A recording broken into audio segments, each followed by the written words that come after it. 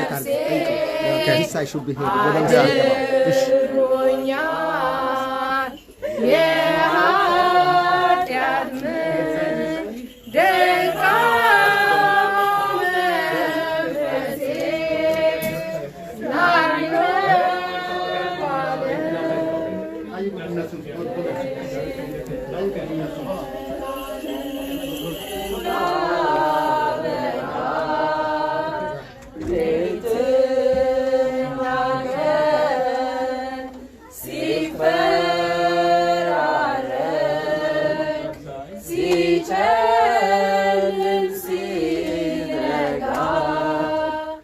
በስመ አብ ወወልድ ወመንፈስ ቅዱስ አሐዱ አምላክ አሜን።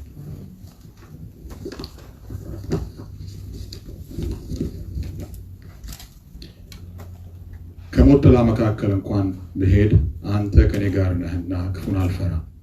በትርህና ምርኩዝህ እነሱ ያጽናኑኛል። መዝሙረ ዳዊት 23። ተድላቸው ሰው ሆኖ ተወለደ፣ ሰው ሆኖ ኖሯል፣ ሰው ሆኖም አረፈ። ክፍሉ ታደሰ የቅርብ ጓደኛ። የአቶ ተድላ ፋንታዬ አጭር የሕይወት ታሪክና የመጨረሻ ሥንብት።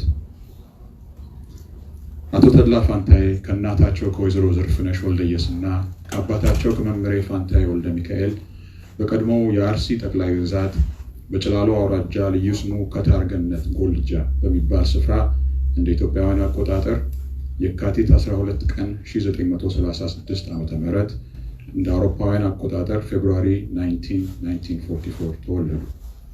እድሜያቸው ለትምህርት እንደደረሰም በመንፈሳዊ ትምህርት ቤት ፊደል በመቁጠር ዳዊት ከደገሙ በኋላ ከልጅነታቸው ጀምረው ታላቅ የሆነ የእግዚአብሔር ፍቅር ያደረባቸውና ፈሪሃ እግዚአብሔር የነበራቸው በመሆኑ የዲቁና ማዕረግ ተቀብለው ባደጉበትና መንፈሳዊ ትምህርት በተማሩበት በዛው በጭላሎ አውራጃ ጢዮ ወረዳ ድጓ ቀበሌ በሚገኘው ቅዱስ ሚካኤል የኢትዮጵያ ኦርቶዶክስ ተዋህዶ ቤተክርስቲያን ለአጭር ጊዜ በድቁና አገልግለዋል። ከዚያም በራሳቸው አነሳሽነት በጠቅላይ ግዛቱ ዋና ከተማ አሰላ በሚገኘው ራስ ዳርጌ ትምህርት ቤት ዘመናዊ ትምህርት ተምረው የአንደኛና የመለስተኛ ሁለተኛ ደረጃ ትምህርታቸውን እንደጨረሱ የሁለተኛ ደረጃ ትምህርታቸውን አዲስ አበባ በሚገኘው በዳግማዊ ምኒልክ አጠቃላይ ሁለተኛ ደረጃ ትምህርት ቤት አጠናቀዋል። የአቶ ተድላ ፋንታዬ ወላጆች በግብርና ሙያ ይተዳደሩ ስለነበረና ያፈሯቸውን 12 ልጆች በችግር እያሳደጉ መሆናቸውን በቅርብ ስለተረዱ ከፍተኛ ትምህርት የመቀበል ዓላማቸውን አቋርጠው በ1957 ዓመተ ምህረት በአውሮፓውያን አቆጣጠር 1965 በኢትዮጵያ ሰራተኞች አንድነት ማህበር ኢሰአማ CELU ጽህፈት ቤት ስራ ጀመሩ። ገና በመቆርቆር ላይ በነበረው የኢትዮጵያ ሰራተኞች ማህበር በወጣትነት እድሜያቸው ተቀላቀሉ። የሰራተኛው የኑሮ ሁኔታ እጅግ አስከፊ ስለነበር አቶ ተድላ የማህበሩ ተቀጣሪ ብቻ ሳይሆኑ ተቆርቋሪ፣ ጠበቃና ተሟጋች ሆኑ። በሰራተኛው ላይ ይደርስ የነበረውን በደል እንደራሳቸው ችግር በመቁጠር ያለመታከት ሰራተኛውን ማገልገል ጀመሩ። ኑሮን ለማሸነፍ ብለው የገቡበት ስራ የህይወታቸው አንድ አካል ሆነ። ከስራ የተባረረው ወደ ስራው እንዲመለስ ከአሰሪው ጀምሮ ደጅ በመጥናት አልሆን ካላቸውን በማህበራዊ ጉዳይ ሚኒስቴር በመሄድ መውጫ መግቢያውን ለማያውቀው ሰራተኛ መሟገት የቀን ከቀን ስራቸው ሆነ። ለሰራተኛው መሟገት ደሞዝ የሚያገኙበት ስራ ብቻ ሳይሆን አቶ ተድላ የሚኖሩት ለሰራተኛው ሆነ። የሰራተኛው ሐዘን ሐዘናቸው፣ ለቅሶው ለቅሷቸው፣ ሮሮው ሮሯቸው፣ ደስታውንም ደስታቸው አደረጉ። ባጭሩ የሰራተኛውና የአቶ ተድላ ታሪክ ተቆላለፉ። ስለ አቶ ተድላ ሲነገር ሰራተኛውን አለማንሳት፣ ስለ ሰራተኛው ታሪክ ሲወሳ የአቶ ተድላን ስራ ሳያነሱ ማለፍ የማይቻል ነው። በማህበሩ ጽህፈት ቤት ሊሰሩ በነበረበት ጊዜ ስለ ሰራተኛ ማህበራት አደረጃጀት፣ ስለ ዓለም አቀፍ አሰሪና ሰራተኛ ህግጋት፣ ስለ ሰራተኞች ህጋዊ መብት አከባበር፣ ስለ ህብረት ስምምነት ድርድር፣ ስለ ሰራተኞች ማህበራት ትምህርት አሰጣጥና ስለ ስነ ጽሁፍ ዝግጅት አገር ውስጥ በተካሄዱ አህጉራዊና ዓለም አቀፋዊ ሴሚናሮች ተካፍለዋል። በተጨማሪም አውሮፓ በሚገኘው የዓለም ነፃ ሰራተኞች ማህበር፣ በአሜሪካ ዋሽንግተን ዲሲ በሚገኘው አፍሪካን አሜሪካን ሌበር ሴንተር AALC፣ በኒው ጀርዚ በሚገኘው ራትገርዝ ዩኒቨርሲቲ እና ሜሪላንድ በሚገኘው ጆርጅ ሚኒ ሌበር ኮሌጅ እንደ አውሮፓውያን አቆጣጠር በ1971 ሰራተኛ ነክ ኮርሶችን ተከታትለው የምስክር ወረቀቶችና ዲፕሎማዎች ተቀብለዋል። አቶ ተድላ በኢሰአማ ጽሕፈት ቤት በሰሩባቸው 28 ዓመታት በሕግና በቅሬታ ማስፈጸሚያ፣ በትምህርት ማስታወቂያ፣ በጠቅላላ አገልግሎት ክፍሎች ረዳት ኃላፊነት፣ በሰራተኛ ድምፅ ወርሃዊ መጽሔት ዝግጅት ክፍል ኃላፊነት፣ በማህበራት ማደራጃ ዋና ክፍል ኃላፊነት ተመድበው በቅንነትና በታማኝነት አገልግለዋል። ሰራተኛውን የመረጠው የማህበሩ አመራር ሲክደው አቶ ተድላና ተቆርቋሪ የፋብሪካ ሰራተኛ መሪዎች የውስጥ ችግሩን በዘዴና በብልሃት ለመፍታት ጣሩ፣ አልሆነም። መከሩ፣ አቤት አሉ፣ ታገሉ፣ አልተቻለም። ይባስ ብሎ ያ ብዙ የደከሙለት ማህበር ከስራ ገበታቸው አነሳቸው። ይሁንና በአቶ ተድላ ከስራ መባረር የተከፉ እጅግ በርካታ ሰራተኞችና መሪዎች አይደረግም ብለው ታደጓቸው። ሌላ ቢሮ ከፍተው በመስጠት በጀመሩት እንዲቀጥሉ አበረታቷቸው። አቶ ተድላም ሰራተኛውን አላሳፈሩም። የጀመሩትን ስራ በጽናት ቀጠሉ።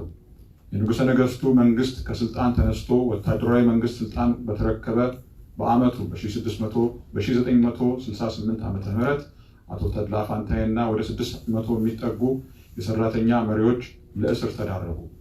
የአቶ ተድላንም ሆነ አብረዋቸው የነበሩት የሌሎቹ የሰራተኛ መሪዎች ወንጀል ችጋር የጠበሰውና ደህንነት ያንገላታው ሰራተኛ ደሞዙ እንዲስተካከል፣ የስራ ዋስትናው እንዲረጋገጥ፣ በአሰሪዎች የሚደረግበት ግፍ እንዲቆም፣ የጡረታ ዋስትናው እንዲጠበቅ፣ የሰራተኛ ማህበራቱ ያለማንም ጣልቃ ገብነት በነፃነት እንዲንቀሳቀስ የሚሉና ተመሳሳይ ጥያቄዎች በማቅረባቸው ነበር። አቶ ተድላ ለእስር በተዳረጉበት ጊዜ ባለቤታቸው ወይዘሮ በቀለች በአንድ በኩል አራስ፣ በሌላ ወገን ትናንሽ አምቦቅልቅላ ህፃናትን ይዘው ቤተሰቡ ለችግር ተዳረገ። ለ6 ወራት በእስር ከቆዩ በኋላ በአቶ ተድላ እና በሌሎችም የመሰረታዊ ሰራተኛ ማህበራት መሪዎች ላይ ያለ ፍርድ መታሰር የተቆጣው የኢትዮጵያ ህዝብ ላባደር ባካሄደው አገር አቀፍ ተቃውሞና በወሰደው የስራ ማቆም እርምጃ ከእስር ተለቀው ወደ ስራቸው ተመለሱ። ችግሩ ግን ሊቆም አልቻለም። ስልጣን ላይ የነበረው መንግስትና ግብረ አበሮቹ የሰራተኛ ማህበሮቹን ለመቆጣጠር ብዙ ጣሩ። ራሱ መንግስት ያወጣቸውን ህጎች በመናድ የሰራተኛ ማህበሮችን ነፃነት ለመንፈግ የረቀቀና ያላሰለሰ ጥረት አደረጉ። ሰራተኞች በነቂስ በመነሳት ያ መደረግ የለበትም ብለው አምርረው ታገሉ። አቶ ተድላ ፋንታዬም ድርሻቸውን አበረከቱ እና በራ ገሙን የመሳሰሉ መሪዎች ህይወታቸውን የሰውለት ማህበር መጥፋት የለበትም ብለው ለሰራተኛው ማህበር ነፃነት አምርረው ታገሉ። አንሸነፍም አሉ። ከዚያም የሰራተኛ ማህበሩ ላልተወሰነ ጊዜ ተዘጋ። ወታደራዊ መንግስት ሰራተኛውን ለአመፅ ያነሳሱብኛል በሚል ስጋት በግንቦት ወር 1968 ዓ.ም የፋብሪካ ኢንዱስትሪ ሰራተኞች ማህበር ምስረታ ላይ መደበኛ የማደራጀት ስራቸውን ሲያከናውኑ በርካታ መሪዎችና አቶ ተድላንም ጨምሮ ለእስር ቤተሰቡንም ለከፍተኛ እንግልት ተዳረጉ። ለሁለተኛ ጊዜ በደርግ አፋኞች ተይዘው በሚስጥር በተሰጠ ውሳኔ ለ5 ዓመታት የመከራና የስቃይ ህይወት በታላቁ ቤተመንግስት ውስጥ በነበረው ማቆያና ከርቸሌ በሚገኘው ዓለም በቃኝ እስር ቤት የእስር ጊዜያቸውን ጨርሰው ወጡ። አቶ ተድላ ለ5 ዓመት በእስር ቆይተው እንደተፈቱ ራሳቸውን እና ቤተሰባቸውን ለማቆየት ጥረት እያደረጉ በነበረበት ወቅት ወታደራዊ መንግስት ከስልጣን ተወገደ።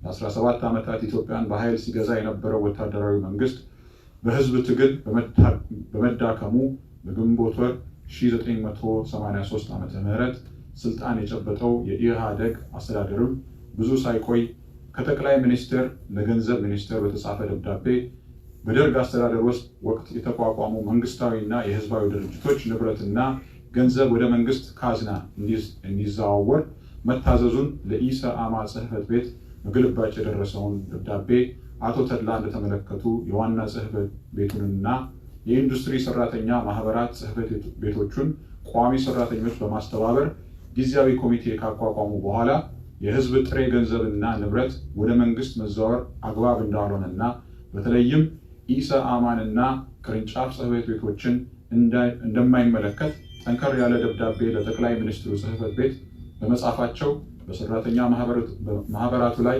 የተላለፈውን ውሳኔ እንዲሻር አድርገዋል። የኢትዮጵያ ሰራተኞች ማህበር ቀጣይነቱ ታውቆ በሀገር አቀፍ ደረጃ እስከሚዋቀርና አመራሩን የሰራተኛው ተመራጮች እስከሚረከቡ ድረስ የዋናው ጽሕፈት ቤትና የቅርንጫፍ ጽሕፈት ቤቶች ቋሚ ሰራተኞችና ንብረቶቻቸው በነበሩበት ሁኔታ እንዲቆዩ የሚያስተባብር አገር አቀፍ ጊዜያዊ የሰራተኞች ኮሚቴ ሲቋቋም ሁሌም የሰራተኛውን ድምፅ ሲያሰሙ የነበሩት አቶ ተድላ የኢሰአማ ጊዜያዊ ኮሚቴ ዋና ጸሐፊ ሆነው ስለተመረጡ የተሰጣቸውን ኃላፊነትና የተቀበሉትን ከባድ አደራ በአግባቡ ለመወጣት ከሌሎች የኮሚቴው አባላት ጋር ሆነው አገር አቀፍ የኢሰአማ አስመራጭ ኮሚቴ እስኪቋቋም ድረስ ያደረጉት ጥረት ቀላል አልነበረም።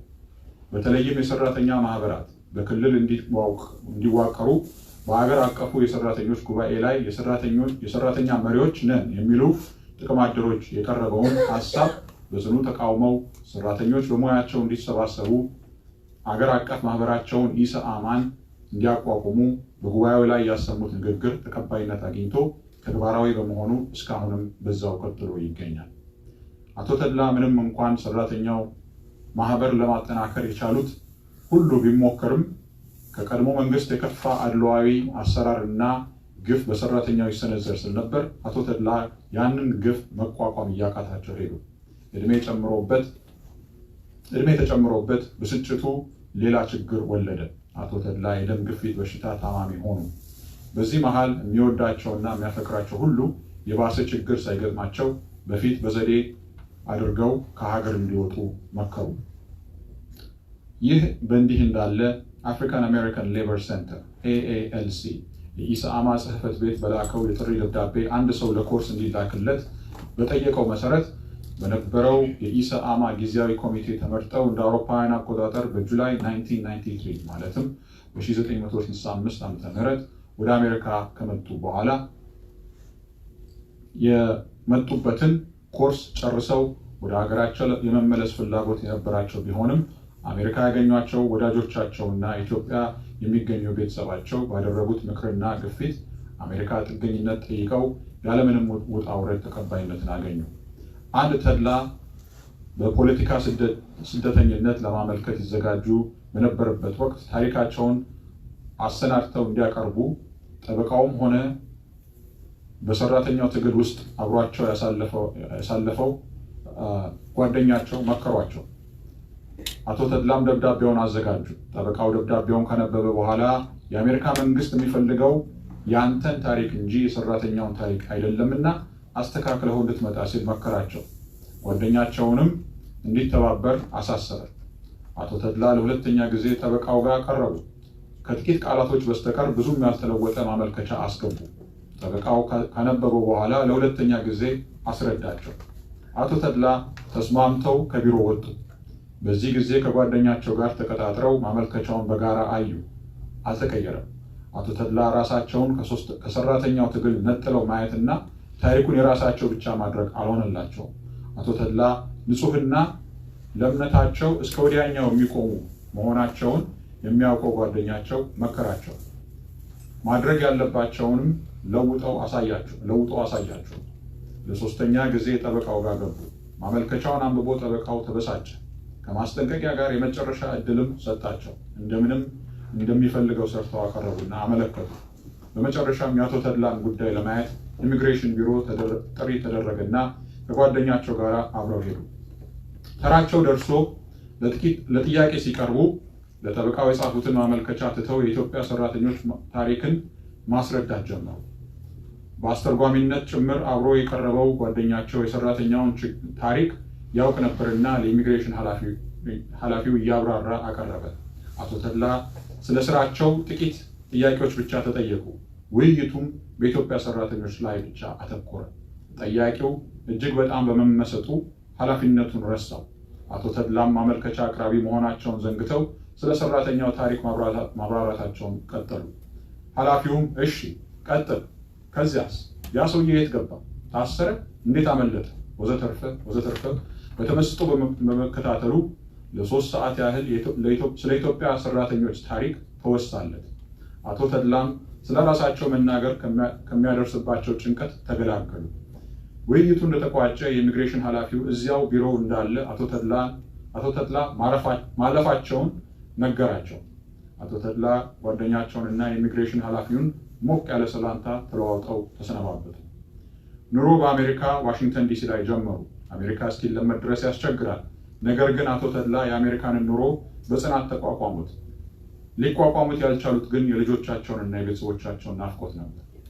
አቶ ተድላ በዋሽንግተን ጎዳና ሲሄዱ ሕፃናት ልጆች ከመንገድ ሲያዩ ልጆቻቸውን በማስታወስ ቆመው ልጆቹ ከዓይናቸው እስኪርቁ ይመለከቱና እንባ የቋጠረው ዓይናቸው መንታ መንታውን ያወርደው ነበር። ከብዙ ጥረት በኋላ ባለቤታቸውና ልጆቻቸው አሜሪካ ገቡላቸው። ከዚያም በየተራ ቤተሰቦቻቸውን ወደ አሜሪካ ካስመጡ በኋላ ዋሽንግተን ዲሲ 5 ዓመት ከቆዩ በኋላ አቶ ተድላ ሲፈጥራቸው ተጨነቅ ያላቸው ሰው ናቸውና ከአንድ ችግሩ ሲላቀቁ ሌላው ጠበቃቸው። ስለ ልጆች ትምህርትና የወደፊት ኑሯቸው ሊገጥሟቸው ስለሚችሉ ችግሮችና ስለመሳሰሉት አብዝተው ይጨነቁ ጀመር። እነዚህ የአቶ ተድላ ጭንቀቶችን ያውቅ የነበረው የቅርብ ጓደኛቸው የት እንደሚሄዱ ሳይነግራቸው እረፍት እናድርግ በሚል ሰበብ ከዋሽንግተን ዲሲ ነድተው ኖርት ካሮላይና ሻርለት ገቡ። አቶ ተድላ ደነገጡ። ስለ ከተማውን ጠየቁ። ጓደኛቸው ከተማውን ተመላልሶ ስላየው ለአቶ ተድላ ሊስማማቸው ይችላል ብሎ እንዳመጣቸው ነገራቸው። አቶ ተድላ ከመኪናው ሳይወርዱ ወሰኑ። ልጆች የሚያድጉት እዚህ ከተማ ነው አሉ። ያሉትንም አደረጉ። በጥቂት ቀናት ውስጥ ቤተሰባቸውን ሰብስበው በመምጣት ሻርለት ከተሙ። እንደ አውሮፓውያን አቆጣጠር በጁላይ 1998 ወር በመዘዋወር ከአካባቢው ህብረተሰብ ጋር በመግባባትና በመተባበር በተለያዩ ማህበራዊ ጉዳዮች ላይ ጉልህ ተሳትፎ አድርገዋል። በኖቬምበር 1998 በሻርለት ቤተክርስቲያን ለማቋቋም እንቅስቃሴ ሲደረግ ከመስራቾቹ አንዱ በመሆን ከማገልገላቸውም በላይ ማለትም እዚሁ ያለንበትን ደብር ከዚሁ ከተማ የታመሙ በመጠየቅና የተቸገሩ በመርዳት በአገር ቤትም ለተቸገሩ ወገኖች፣ ለአብነት ትምህርት ቤት ተማሪዎች፣ ለአብያተ ክርስቲያናት እንዲሁም ህፃናት ለሚያሳድጉ ድርጅቶች ከነቤተሰቦቻቸው እርዳታ ሲያደርጉ የነበሩ ደግ ሰው ነበሩ። አቶ ተድላ ፋንታዬ ለሰራተኛው ማድረግ ያለባቸውን አድርገዋል። በባለቤታቸው በልጆቻቸውና በራሳቸው ላይ ብዙ መስዋዕትነትንም ከፍለዋል። ፊታቸውን ወደ ቤተሰባቸው አዙረው በጠንካራ ባለቤታቸው በወይዘሮ በቀለች ድጋፍ መሰብሰብ ያለባቸውን ሁሉ አሰባስበዋል። ዛሬ አቶ ተድላ የ7 ልጆች አባትና የ13 ታዳጊ ልጆች አያት ሲሆኑ ቤተሰባቸው በአሜሪካ ውስጥ ኑሮን አሸንፈውና ራሳቸውን ችለው ከሚኖሩት መሃል የሚመደቡ ናቸው። መማር ያለባቸው ተምረው እስከ ዶክተርነት ደርሰዋል። መነገድ ያለባቸው ከእናት እንጀራ እስከ ተለያዩ የንግድ ስራ እየሰሩ ከራሳቸው አልፈው ለሌላ ተርፈዋል። ትናንሽ ልጆች የነበሩት ወልደው ከብደው አቶ ተድላንና ባለቤታቸውን ወይዘሮ በቀሉን የልጅ ልጅና እንዲያዩና ዘመደ ብዙ እንዲሆኑ አድርገዋል። አቶ ተድላ የመጨረሻ ሰዓቶቻቸውን ሲቆጥሩ ይህን ሳላደርግ ቀረው፣ ይህ ጎደለ፣ እከሌን አላመጣውም ወዘተ እያሉ የሚቆጩበት ምንም ነገር ሊኖር አይችልም። አቶ ተድላ አብዝተው የሚወዱትን ቤተሰባቸውንና ዘመድ አዝማዳቸውን ከችግር ማውጣት ብቻ ሳይሆን አቀራርበዋል፣ አሰባስበዋል፣ አፋቅረዋል። ምንም እንኳን ባልጠበቁትና ባልገመቱት ሁኔታ ህይወታቸው እንደሚያልፍ ቢያውቁም ቤተሰቦቻቸውን ለማጠንከርና ለማቀራረብ የሰሯቸው ስራዎች ውስጣዊ ሰላምና የዘላለም እረፍት ይሰጧቸዋል። አቶ ተድላ ሌሎችን በመርዳትና በማገዝ ውስጥ ራሳችንን እንረዳለን፣ ከኛ የወጣው መልካምነት ዞሮ ዞሮ ወደኛው ይመጣል የሚለውን አባባላቸውን ታመው በነበረበት አስቸጋሪ ጊዜ በአካባቢው እና በተለያዩ ሀገራት በሚኖሩ ጓደኞቻቸው የተደረገላቸውን ጥያቄና ልባዊ ትብብር በማየት ለማረጋገጥ ተችሏል። ዞሮ ዞሮ ከቤት ኖሮ ኖሮ ከመሬት የማይቀር ሆኗልና ዛሬ በአካል ተድላዬ ቢለየንም ደግነቱ፣ ፍቅሩ፣ ስራዎቹ፣ በጎ ተግባሮቹና ለሰራተኛው መብት መከበር ያደረገው ተጋድሎ ከመቃብሩ በላይ ሁሌም ትውልድ ሲያስወሳ ይኖራል። ተድላቸው ሁላችንም እንወድሃለን፣ እናፈቅርሃለን፣ ለዘላለም ትናፍቀናለህ ከቤተሰቦቹና ከጓደኞቹ ነፍሳቸውን ይማር። አሜን። አቶ ተድላ ፋንታዬን በተመለከተ ለመነሻ የሚሆን አጭር ግጥም እግዚአብሔር በአምሳሉ ድሮውንም ሲፈጥርህ አድርጎ ነው በጣም አዛኝና ሩህሩህ። አስተዋይነት፣ ደግነት፣ ቅንነትና ትህትና በደምህ ውስጥ ሰርጸው አግኝተውልሃል ከፍተኛ ዝና። ትሁት፣ ደግ፣ ሁሉን አክባሪና አገር ወዳድ ይሆን ባለህ ስነ ምግባር ሁሉን አስደስተህ ሁሉን አስተባብረህ በትንሽ በትልቁ ለመከበር ችለህ ፈጣሪ አምላካችን እስካሁን አቆየ። በገዛ ሀገርህ ላይ ያየኸው መከራ እግዚኦ የሚያሰኝ ነው በሚያውቀው ሲወራ። መከራ ብታይም በዛ የስቃይ ወቅት ምሳሌ ሆነሃል ቆይተህ በሕይወት። እግዚአብሔር ያተረፈህ ከዛ ከመከራ ስታየው ስለታየው ነበር ብዙ እንደምትሰራ። ይህም ተረጋግጧል በእግዚአብሔር ስጦታ መንቶች ስታፈራ።